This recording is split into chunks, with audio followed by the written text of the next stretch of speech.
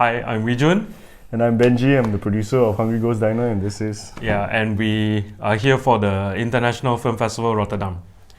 Okay. So first question, tell me a bit about this celebration, this whole Ghost Month and the particular Hungry Ghost Festival. Okay, maybe your turn to say something about this, yeah? Well, I mean, you guys help me chime in as Sure, well, sure, right? go for it. So, the Hungry Ghost Festival is a festival that's usually celebrated by the Chinese diaspora.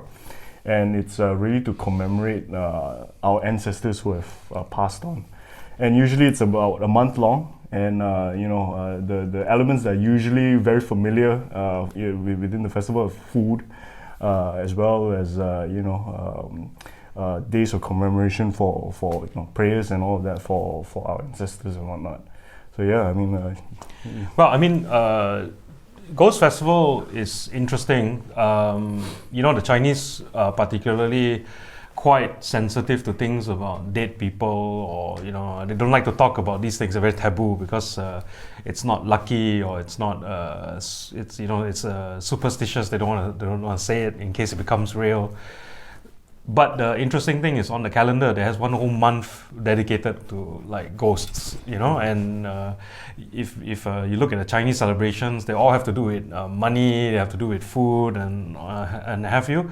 No different. Ghost Festival is the same. The same kind of importance is attached to the festival, and it actually has to do with the belief that if ancestors are not venerated, then they become hungry ghosts. They don't have families that continue to feed them, to clothe them, to pay for their bills and so on. So we do that by burning Joss money, by burning hell notes, to continue to give them some support. level of comfort and support, financial support in the afterlife. And so what happens when people move away and ghosts cannot find their families, or they cannot reattach with their loved ones? They become hungry ghosts because they're not fed, they're not kept, taken care of. Taken care of, yeah. And so, Ghost Festival. It's interesting because that's how most Chinese people around the world treat the Ghost Festival. But of course, it has also sort of like religious syncretism. So they also merge with Buddhist belief, and the Buddhist belief is, of course, on the 15th day of the month. That's when the spirits are highest and so on. We are meant to, give offerings, alms to departed loved ones, and for charity as well. So not just our loved ones, but for those people who are not been fed.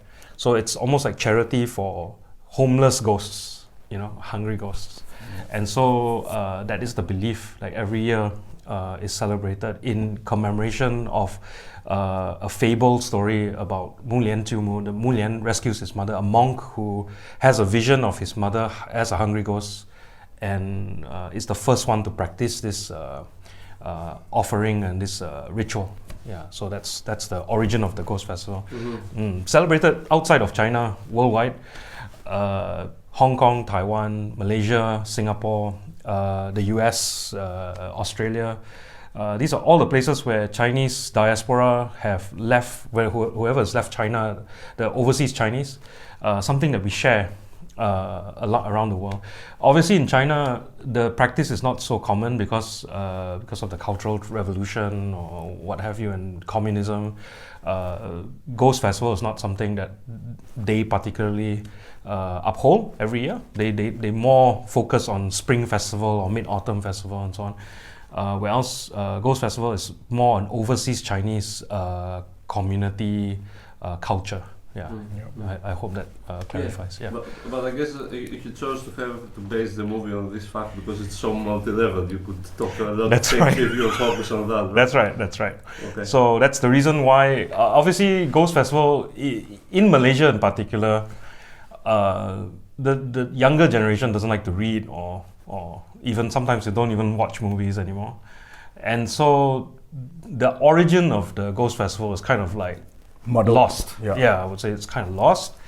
And we only know like there are superstitions attached to the Ghost Festival. Like during Ghost Month, You're not meant to say your name out loud at night, or walk alone at home, or like walk alone home from work, or like travel during this month, because there's a belief that you may clash into a ghost, because ghosts are free roaming during this period. And we only know it's not auspicious to get wed on this day, to get married, or to start a business or start anything new. So people avoid this month for anything. They completely avoid this lunar month, the 7th month. And we don't know why. It's like one of those things that's never explained to you, right? And so having done some research, digging into it, you realize, actually it has a family meaning. It's not something that is scary, or like if you walk out, your soul is trapped forever, or no, it's nothing like that. It's quite touching, actually. The meaning of the story is, it's about charity, it's about compassion, it's about reunion. Yeah. It's a strange movie about reunion. A strange festival about reunion. So we thought we'd make a movie about it, using these themes, and set in a COVID environment where we are all self-isolated, like ghosts almost.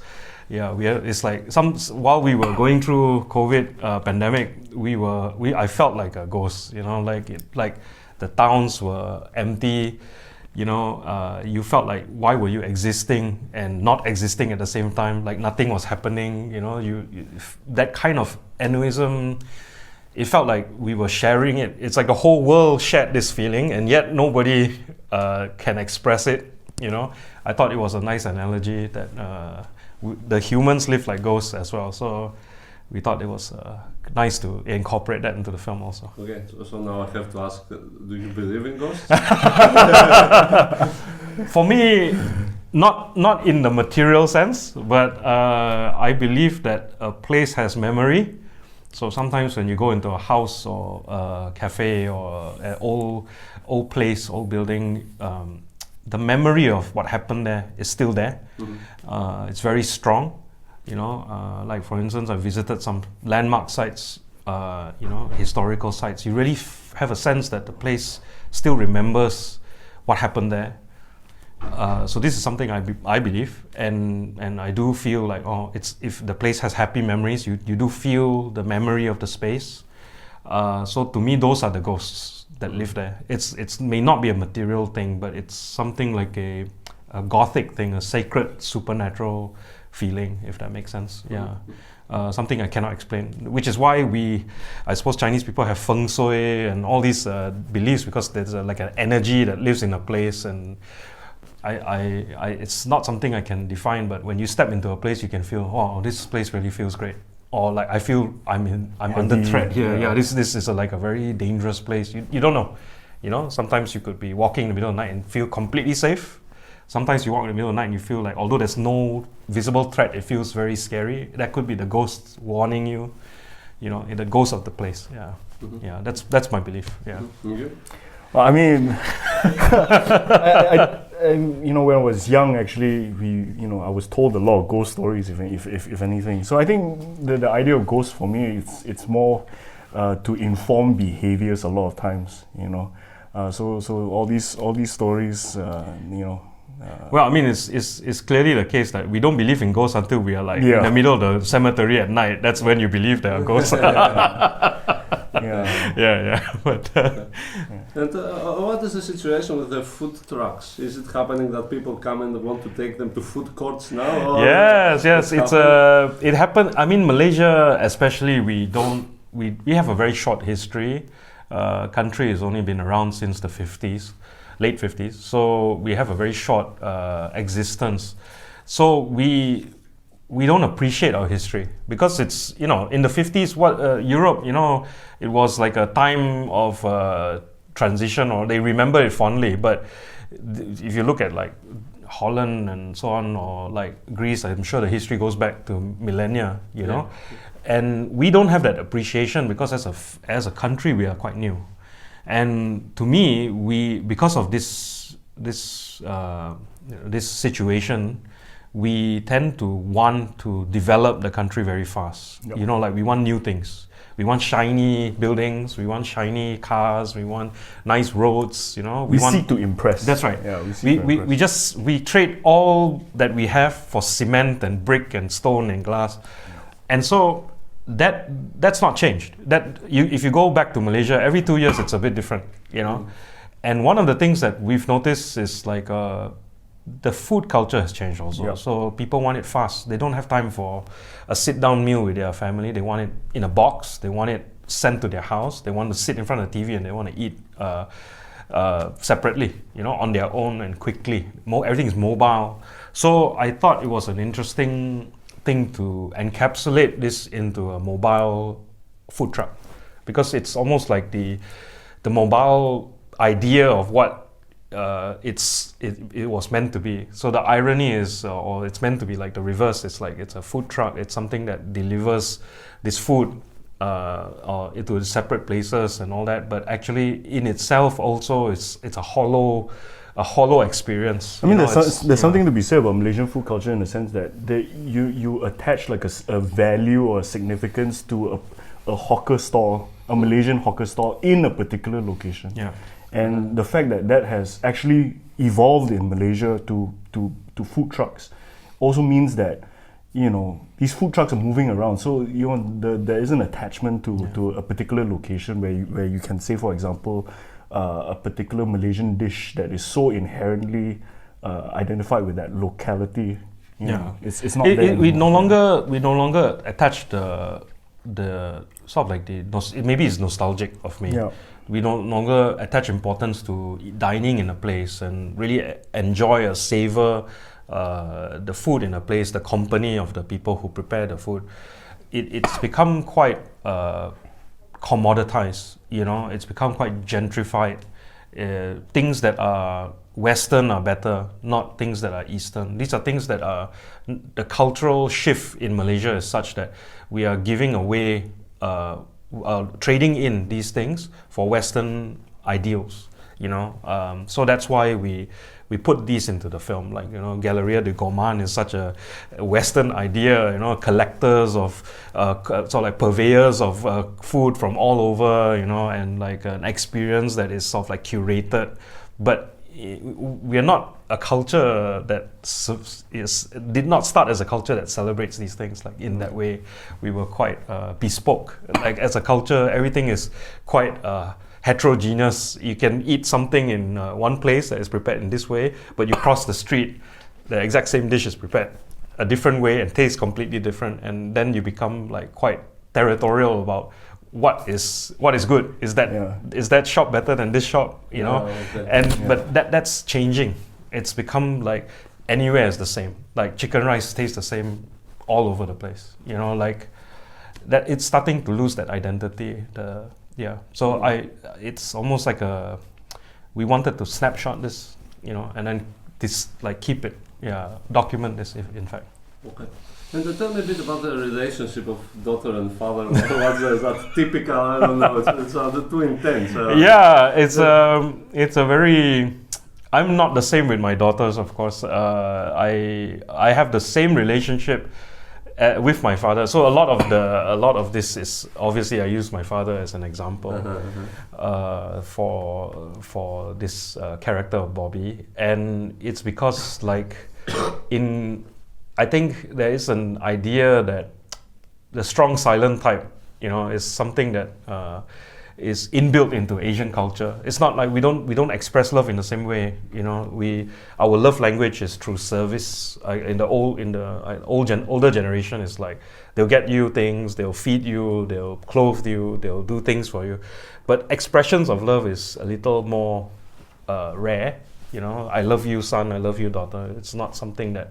Whereas we grew up in an environment that is obviously more exposed. We are more in touch with this sensitive side, I suppose. So, you know, maybe it's also an erosion of our Asian values, maybe. But I think because of that, there is a culture clash between this generation, especially with later millennials and the previous generation. There is this culture clash. Whereas in the old days, I think it's quite common to not say anything. Just do your Confucian, play your roles as in a Confucian society, but don't have this individualistic libertarian liberty. Ideas of liberty and expressions of love and freedom and so on. So it's I think it's something we can learn, but obviously it is a cause of tension in our relationship with the older generation. So that's the reason why the relationship is like that. Okay, great. And tell me a bit about the casting. How did it work? You have some good names there. Casting was interesting. The two most difficult people to cast were obviously the main actress, Bonnie, the character of Bonnie, and the most difficult one to cast was Akyu, the uncle. The father, actually, interestingly, we already kind of had an idea that Pui Kong would be, Eric Chen is the ideal actor for it. But just to test him also, I sent him the script and said, if you could choose any role, which one would you choose? So he was the first one to receive the early draft of the script, and I gave him a pass. And he said, what do you mean? Which role you want me to play? And I said, no, you choose a role and you can have it. If you want to play Kid, or you want to play Akyu, you want to play grandfather, it's fine. We'll find a way to make it work. And he said, no, I will play the father, And then I asked him, are you sure you want to play the father? Because you are cast as the father in almost every TV show, And he said, no, I think I understand this character and I can play him differently to how I played fathers. More realistic, maybe, more like his own father. He said he channeled his own father in making it. And so that was done very quickly. And then we also saw Akid, the salesman character. We wrote the role for Fabian, so that was a good fit also. But we didn't know how we would cast Bonnie, and so we met with almost every actress, leading actress in Malaysia, yeah. And our co-producer said, you have to meet Ayok, whoever we cast, whoever turned out to be the final decision. But we met her, and she was interesting because she didn't have formal training as an actress. So yeah, she's primarily a singer. She's a singer, yes. Yeah. She's a singer. She doesn't really dabble into acting all that much. She does occasionally play in small roles and all that. But what was interesting about Ayok is she never really had the same take twice. Although she could quite easily deliver something was similar, but it always felt like she was lived in. It lived in the role. So she's always reacting to what was happening. She needed to play off whoever's energy was across her. Like if the energy was high, she would be high. She was a bit like she was constantly responding to what's around her. So I thought she was the ideal of all the people we met. She was the most interesting choice. May not have been the most typical choice, but the most interesting choice. So that's how we cast Bonnie. And then we had a very difficult time casting the uncle. Yeah, because you have to have this guy who you really like, and he has to be your best friend, but at the same time he has to be like a brother, an uncle, a senior. He has to be all these things, and he has to be this almost like a low-key type character, very it's a bit like a trickster, a bit of a trickster, a bit of like somebody a bit wily, a bit of he has to express all the things that you want in life, like the feelings that the regret that you will have if you leave life.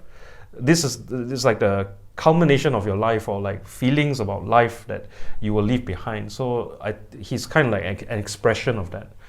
So when we met Sam, we saw a lot of different actors around his age, but when we met Sam, it was almost immediate. Like we felt, oh, okay, this is the uncle, because the uncle he was vulnerable, but at the same time he's very open. His face is very open. You could read him very well. He's always very warm and very hearty. You get this feeling that he's always much love for life, So that's how it was quite last minute. I think it was like 1 week it was the last one to lock, and then Yeah. like 1 week before we really like And locked then there was a bit everything of a off. scheduling conflict. Yeah, as then well.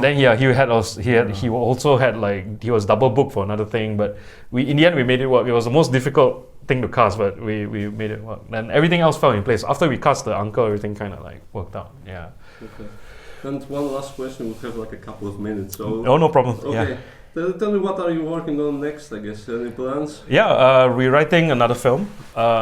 It has also to do with the afterlife, but I'm not sure if it will. Yeah, it will. Again after that. Yeah, because while we were studying it, we learned there were many facets of this that were interesting, and the analogy that it's very interesting to see what the cultural beliefs are of the afterlife, because I think we have a lot of hope. Maybe we have a lot of things that we hope to achieve in one lifetime, and we never get to.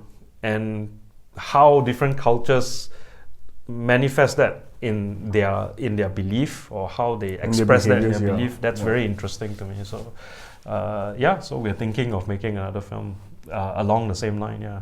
Okay. Okay. Yeah. Well, Thank you. That's great. Thank you very much. Okay.